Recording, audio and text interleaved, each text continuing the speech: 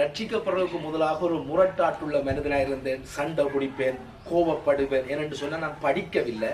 படிக்காத ஆள் எப்படி இருப்பார்கள் உங்களுக்கு தெரியும். உண்மையிலே நான் சொல்றது காட்டு மிராண்டி போல ஆக்களோட சண்டை பிடிக்கிறது, மரியாதை எல்லாம் கதைக்கிறது, இப்படி இருந்தது.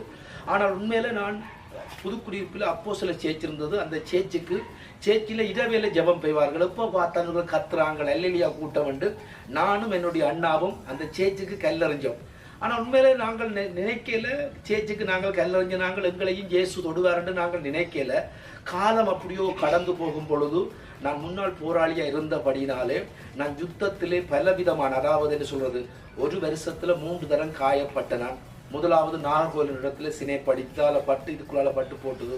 2வது சேத்து தொடுவன் இடத்துல வந்து PK-47 அடிச்சு வைக்கால பட்டு இந்த குடல் எல்லாம் கொட்டப்பட்டு என்னுடைய குடலை நானே கையில கொண்டு வந்தேன். அதை நீங்கள் சொல்லும் பொழுது ஆச்சரியமா பார்ப்பீங்கள். ஒரு டாக்டர் மாதிரி ஆச்சரியப்பட்டார்கள் என்று சொன்னால், தம்பி உன்னுடைய குடலை நீ என்னென்று கையில கொண்டு வருவேண்டு. அப்படிப்பட்ட ஒரு சூழ்நிலையிலும் எனக்கு அந்த பயம் இல்லாத சூழ்நிலையில ஆண்டவர் தான் குடல் கொட்டுப்பட்ட நேரத்திலையும் என்னை தெரிந்து கொண்டு அற்புதமாய் வந்தார். அதுக்கு பிறகு எனக்கு ஒரு ஆசை என்னென்று சொன்னால், எப்படியாவது ஆண்டவரை நாங்கள் நேசிக்கணும்னு சொல்லி இப்படி நான் பொன்னம்பலம் ஹாஸ்பிட்டலில் நான் படுத்திருக்கும் பொழுது ஊழியக்கார பாச சிறி வந்து ஒட்டி சுட்டார். அதாவது பொன்னம்பலம் ஹாஸ்பிட்டலில் வந்து எனக்காக ஜபிக்க வரும் பொழுது நான் முதலாவது கேட்டது என்று சொன்னால், பாசம் தான் தப்பு போன உண்டு.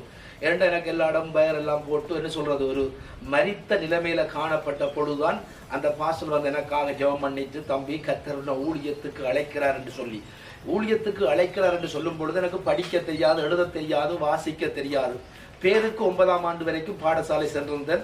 ஆனால் என்ன சொல்றது, எழுத்து திறனும் வாசிப்பு திறனும் இல்லை. எனக்கு கொஞ்சம் எப்படி வேதாங்கமத்திலே மோசே திக்கி வாயனா இருந்தாரோ அதே போல எனக்கும் கொஞ்சம், எனக்கு வைகாசி சொல்ல தெரியாது, வௌவாசி என்றவன் என்னிடம் புதுக்குடியிருப்பு புப்புடிப்பட்டு சொல்ல எழுத தெரியாது, வாசிக்க தெரியாது கொஞ்சம். ஆனால் இந்த சூழ்நிலை இருக்கக்குள்ள ஆண்டவர் ஊழியத்துக்கு அழைத்துட்டார் என்று பாசல் வந்து சொல்லும் பொழுது எனக்கு ஒரு பயம்.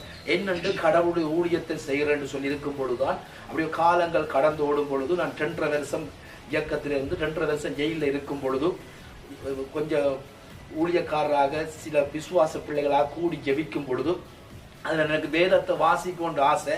வேதாமத்தில் கர்த்தர் சேற்றிலிருந்து தூக்கினான் ஒரு அதிகாரம் இருக்குது. நான் டப்பன்னு சொன்னேன், சோத்திலிருந்து தூக்கினான். அந்த இடத்துல ஊழியக்காரன் சொன்னார், யாரும் பள்ளிக்கிடம் போயிருக்கிறீங்களான்னு.